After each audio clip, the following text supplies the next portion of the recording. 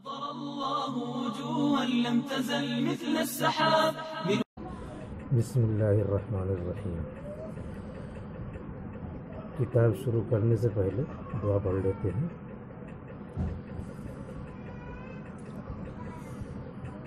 رب یسر ولا تعسر وتمم بالخير يا فتاح وبك نستعين رب يسر ولا تعسر وتمم بالخير يا فتاح وبك نستعين رب يسر ولا تعسر وتمم بالخير يا فتاح وبك نستعين. یہ کتاب جو آپ شروع کرنے جا رہے ہیں، اس کتاب کا نام ہے شرح ابن عقیل. اردو میں شرح ابن عقیل کہہ دیتے ہیں.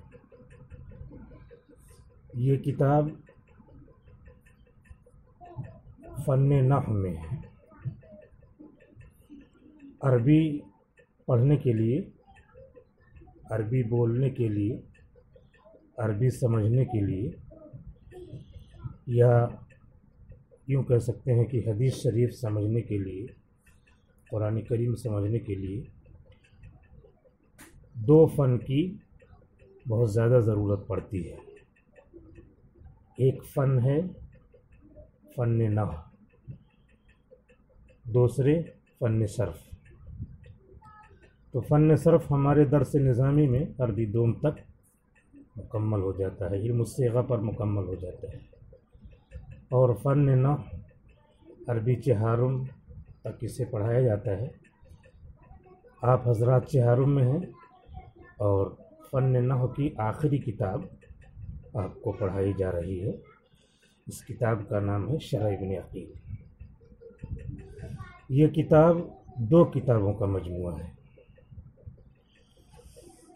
اس کتاب میں دو کتابیں ہیں. ایک کتاب متن کی حیثیت سے ہے اور دوسری کتاب شرح کی حیثیت سے ہے. یہ کتاب جو آپ کے سامنے کھلی ہوئی ہے، اس میں جو یہ اشعار ہیں یہ متن کی حیثیت رکھتے ہیں. یہ جو اشعار آ رہے ہیں یہ سب متن کی حیثیت رکھتے ہیں. اس میں یہ جو بیچ میں شعر آیا ہوا ہے، یہ شعر سبق سمجھانے کے لیے مثال کے طور پہ ہے. اور بقیہ جو تھوڑا موٹا موٹا لکھا ہوا ہے وہ متن کتاب ہے، کتاب کا متن ہے. تو ایک کتاب یہ مستقل تھی، اس کے بعد اس کی شرح یہ کی گئی ہے بیچ بیچ سے، درمیان میں یہ شرح ہے. تو ایک طریقہ تو یہ ہوتا ہے کہ کتاب ہو، شرح الگ سے چھپے تو وہ الگ کتاب اور یہ الگ کتاب. یہاں پر متن کتاب کے نیچے شرح بھی لکھی ہوئی ہے. تو ظاہر سی کتاب ہے کہ دو کتابیں ایک ساتھ چل رہی ہیں.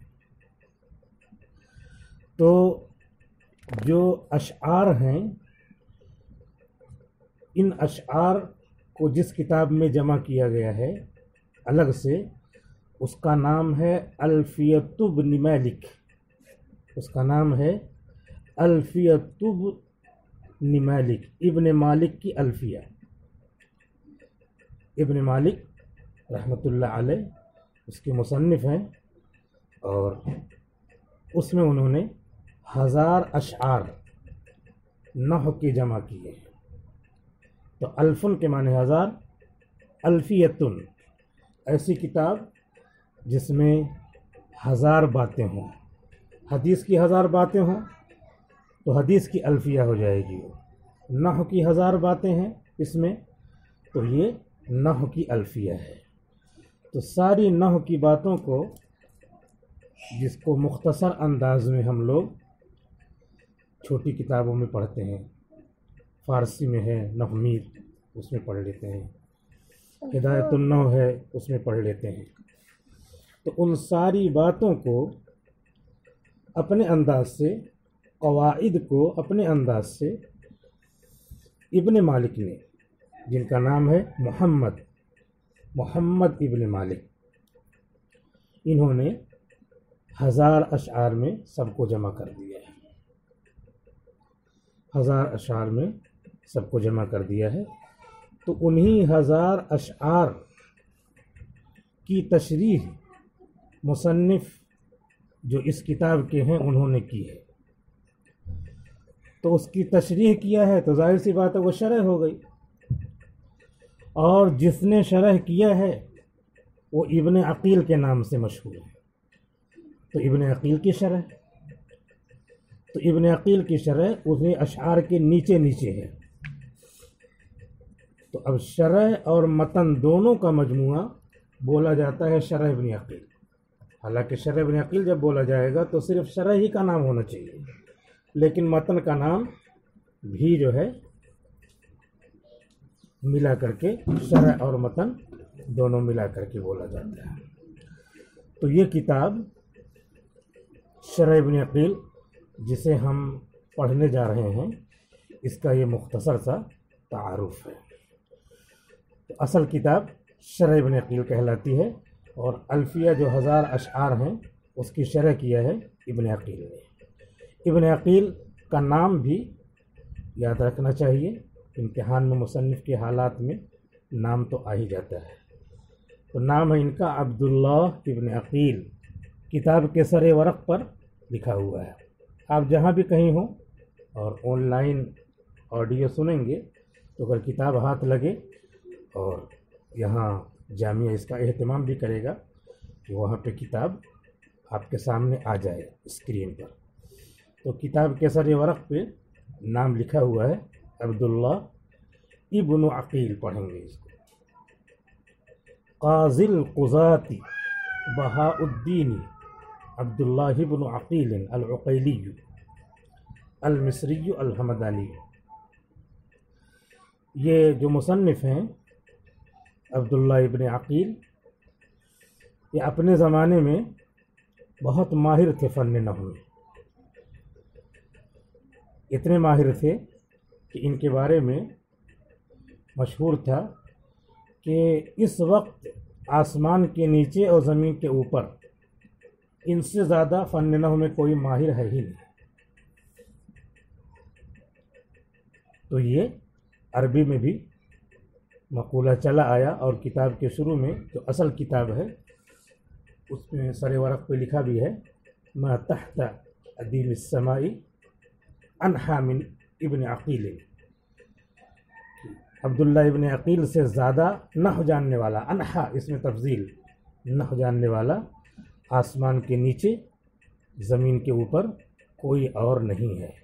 تو اتنے بڑے آدمی ہیں جنہوں نے الفیہ ابن مالک کی شرح کیا ہے۔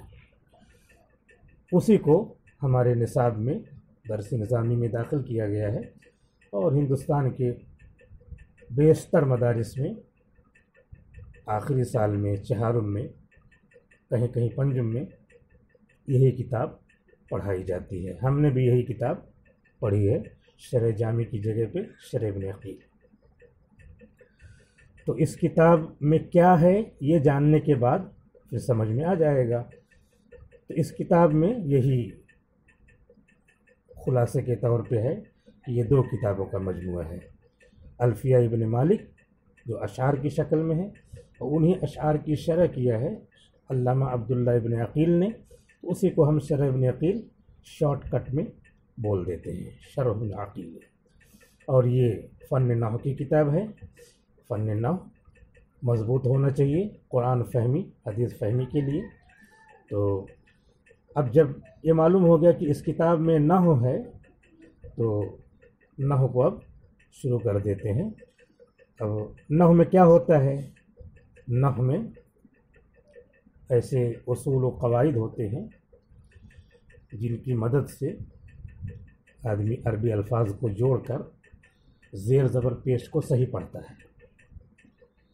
عربی الفاظ کو جوڑ دیا، اس کا نام ہے ترکیب۔ ترکیب الفاظ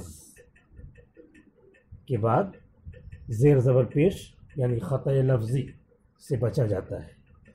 یہ نحو کی تعریف بھی ہو گئی، اور اس میں الفاظ جو جوڑے جاتے ہیں وہ بڑا لفظ ہوگا، مفید ہوگا تو کلام ہو جائے گا، اور چھوٹا ہوگا تو کلمہ ہوگا۔ کلمہ اور کلام سے جوڑ کر کے، مختلف کلموں کو جوڑ کر کے جو جملہ بنایا جاتا ہے، تو ترکیب جمل، ترکیب کلمات، جس سے خطأ لفظی زیر زبر پیش سے بچا جا سکے، اسی کو نحو کہتے ہیں۔ اس کا موضوع کلمہ اور کلام ہے۔ ظاہر سی بات ہے کہ جب عربی الفاظ کو جوڑا جائے گا تو الفاظ یا کلمہ ہوں گے یا کلام ہوں گے، یہی اس کا موضوع بن جائے گا۔ اور اس کا مقصد کیا ہے؟ تاکہ عبارت صحیح پڑھ سکے آدمی۔ تینوں باتیں آ گئی، تعریف آ گئی کہ کلمہ اور کلام کو جوڑ کر ایسے قواعد کی مدد سے صحیح پڑھنے کی شکل پیدا کی جائے جس سے خطأ لفظی زیر زبر پیش سے آدمی بچ سکے۔ یہ تعریف ہو گئی، اور اس کا موضوع ہو گیا کلمہ کلام، اور غرض و غایت ہو گئی خطأ لفظی یعنی زیر زبر پیش کو غلط پڑھنے سے بچا جائے۔ تو کسی بھی فن کی تعریف کیسے بنائی جائے، کیسے آدمی کرے تعریف، اس کا طریقہ ہے۔ اس کا طریقہ یہ ہے کہ اس فن کا موضوع معلوم ہو اور اس فن کا مقصد معلوم ہو۔ موضوع اور مقصد دونوں کو جوڑ دیا جائے تو تعریف بن جاتی ہے۔ اس کا موضوع ہے کلمہ اور کلام، اور مقصد اور غرض و غایت ہے کہ صحیح اعراب پڑھا جائے، تو دونوں کو ملا دیا تو تعریف بن گئی، اور یہ تعریف اصطلاحی بنے گی۔ اور تعریف لغوی اس کے لغوی معنی بتا دیے جائے، تعریف لغوی ہو گئی۔ نحو کے معنی راستہ، نحو کے معنی طریقہ، نحو کے معنی مثال، تو اس طریقے سے جو اس کا لغوی معنی بتائیں گے، یہ لفظی تعریف ہو گئی، لغوی تعریف ہو گئی۔ اور اس کی اصطلاحی تعریف جو فن کی تعریف ہوتی ہے وہ کہلاتی ہے۔ یہ کتاب کے بارے میں ہلکا سا تعارف جب جان گئے تو کتاب کو شروع کرتے ہیں۔ الکلام وما یتألف منہ،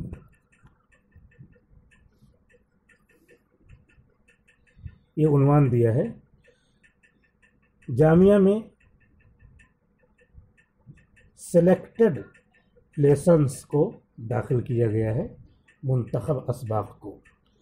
تو پوری شرح ابن عقیل سے منتخب جو اسباق ہیں انہی کو اس میں داخل کیا گیا ہے۔ تو شروع میں تو یہ ہے ہی، لہذا یہ شروع کے اشعار ہیں جن پہ عنوان ہے الکلام وما یتألف بہ، کلام اور وہ چیزیں جن سے کلام بنتا ہے۔ تألف کے معنی بننا، تالیف کے معنی بنانا، تألف کے معنی جڑ جانا، اور تالیف کے معنی جوڑنا۔ کلام اور وہ چیزیں جن سے کلام بنتا ہے۔ یہ شعر ہے: کلامنا لفظ مفید کاستقم، واسم وفعل ثم حرف الکلم، واحدہ کلمۃ والقول عم، وکلمۃ بہا کلام قد یؤم۔ یہ دو شعر ہیں، اس میں نحو کی ابتدائی بات بیان کی گئی ہے۔ کلامنا لفظ مفید، ہمارا کلام یعنی علماء نحو کا کلام ایسا لفظ ہے جو فائدہ دیتا ہے، جیسے کہ استقم، ٹھہر جاؤ، مستقیم ہو جاؤ، استقامت اختیار کرو۔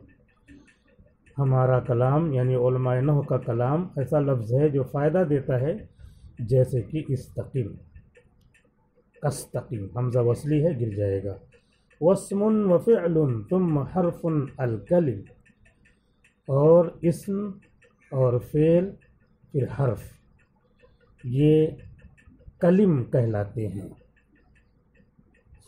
کلمتن کی جمع کلم، اور کلم خود ایک یہاں پر نحوی اصطلاح ہے، اسم اور فعل اور حرف یہ کلم کہلاتے ہیں، واحدہ کلمتن، کلم کا واحد کلمہ ہے، کلمتن جمع کلم، والقول عم یعم ہے، شعر کی وجہ سے والقول عم پڑھتے ہیں، اور قول عام ہے، اور قول عام ہے، یعنی کلام کو بھی قول کہیں گے، اسم فعل حرف کو بھی قول کہیں گے، عام ہے، وَكَلِمَةٌ بِهَا كَلَامٌ قَدْ يُؤَمُّ يُؤْمَمُ يُفْعَلُ یؤم، ام یؤم کے معنی ارادہ کرنا، ام یؤم ارادہ کرنا، امن و امامتن امامت کرنے کے معنی بھی آتا ہے، ام یؤم، بچوں سے پوچھو عام طور پہ امامتن کس باب سے ہے تو باب افعال سے بتاتے ہیں، وہ سمجھتے اقام یقیم و اقامتن، تو امامت پوچھیے تو بتائیں گے باب افعال، حالانکہ امامت باب نصرہ سے ہے، اور ارادہ کرنے کے معنی میں امامت کرنے کے معنی، اور کلمہ بہا اس کے ذریعے کلام کا کبھی کبھی ارادہ کیا جاتا ہے، کلمہ اس کے ذریعے کبھی کبھی کلام کا ارادہ کیا جاتا ہے، یعنی کہتے ہیں پہلا کلمہ سناؤ لا الہ الا اللہ محمد رسول اللہ، یہ پورا کلام ہے، لیکن اس کو کہتے ہیں پہلا کلمہ، پہلا کلام دوسرا کلام اس طرح نہیں پڑھاتے، معلوم یہ ہو کہ کلمہ کلام کے معنی میں بولا جاتا ہے۔ اب اس کے بعد یہ متن ہم نے پڑھ لیا، امتحان میں اگر پوچھا جائے کہ یہ اشعار کس کتاب کے لیے گئے ہیں تو ہم کہیں گے کہ الفیہ ابن مالک کے اشعار، اور نیچے جو شرح اب آ رہی ہے یہ عبداللہ ابن عقیل نحوی ما تحت عدیم السماء عن حامد بن عقیل، ان کی عبارت آ رہی ہے۔ اس کتاب میں آسانی یہ ہے کہ کہیں جانے کی ضرورت ہی نہیں، متن یہی موجود، شرح یہی موجود، اب یہ شرح آ رہی ہے، اس لیے یہ کہہ سکتے ہیں کہ کتاب بہت آسان ہے، لیکن آسان کو بھی پڑھا جاتا ہے، پڑھنا پڑتا ہے، مشکل کو بھی پڑھنا پڑتا ہے۔ آسان کی تعریف، مشکل کی تعریف کیا ہے؟ آسان اس کو کہتے ہیں جو آتا ہو، اور مشکل اس کو کہتے ہیں جو نہ آئے۔ قل یا ایھا الکافرون بعض لوگوں کو ایک دم مشکل معلوم ہوتی ہے، کیونکہ اس میں کفر کرنے لگتے ہیں، لا اعبد ما تعبدون کی جگہ اعبد ما تعبدون کر دیتے ہیں، تو ان کے لیے قل یا ایھا الکافرون مشکل ہے۔ اور یوصیکم اللہ کسی کو یاد رہتی ہے تو یہ آیت تو دو آیت تو وہ کہتے بہت آسان ہے، میں تو جدہ میں آ گیا تھا تو پڑھ لیا تھا۔ تو آسان و مشکل، اگر یہ نہیں آتا ہے تو آپ کو مشکل لگے گا، آتا ہے تو آسان لگے گا۔ تو ایک تو یہ اضافی تعریف یہ ہوئی کہ جس کو آتا ہے اس کو کہیں گے آسان، جو چیز نہیں آتی ہے اس کو کہیں گے مشکل۔ بقیہ فی نفسہ ہی بالذات اگر دیکھیں کہ عبارت اس کی بہت سہل ہے، اور سامنے شرح موجود ہے متن کی، اس لیے پڑھتے جائیں گے سمجھ میں آتا جائے گا۔ اب انہی دونوں اشعار کی مصنف رحمۃ اللہ علیہ نے شرح کیا ہے۔ الکلام المصطلح علیہ عند النحاة عبارۃ عن اللفظ المفید فائدة يحصل السکوت علیہ۔ کلام وہ ایسا لفظ ہے، کلام وہ ایسا لفظ ہے، وہ کلام جس پر نحویوں کے نزدیک گفتگو کی جا رہی ہے. المصطلح کی معنی جس پر گفتگو کی جا رہی ہے. اور ملا کے ترجمہ کریں گے تو ہوگا کلام اصطلاحی نحویوں کے نزدیک. نحات واحد نحویوں کے نزدیک نام ہے ایسے لفظ کا ان کر کے اس کو پورا اللفظ المفید فائدتاً یحصل السکوت علیہا اس کو اعراب حکائی مانیں گے.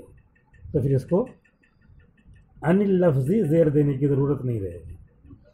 اللفظ المفید ایسا لفظ ہے جو فائدہ دے. فائدتاً ایسا فائدہ فائدتا دونوں پڑھ سکتے ہیں. یوم ینفع الظالمین یوم لا ینفع الظالمین تو قرآن میں یوم ہے تو اس کو مضاف بنا کر پڑھیں گے اور اس کو کفرت کی تعبیر میں کرنا پڑے گا کیونکہ مضافلہ جو ہے اسم ہوتا ہے اور یہ فعل ہے. اور نہیں تو فائدتاً پڑھیں گے تو آگے والا جملہ اس کی صفت بن جائے گا. فائدتاً یحصل السکوت علیہ ایسا لفظ جو فائدہ دینے والا ہو ایسا فائدہ جس پر سکوت بہتر ہو. تو یہ کلام کی تعریف کر دیا ہے اتنی عبارت میں 2 سطر میں. اب اس کے بعد پھر کلامنا کے بعد نہ کہنے کا مطلب یہی ہے ہم لوگوں کے نزدیک یعنی ہم نحویوں کے نزدیک ہم نحو پڑھ رہے ہیں تو نحویوں کی جماعت مراد ہے. اب اس کے بعد لفظ آیا اس میں شعر میں تو لفظ کی تشریح کر رہے ہیں. فاللفظ جنس یشمل الکلام فاللفظ جنس. اب ہمارا وقت پورا ہو رہا ہے 20 منٹ کا سبق تو انشاءاللہ اگلے سبق میں اس پر گفتگو ہوگی. السلام علیکم ورحمۃ اللہ وبرکاتہ.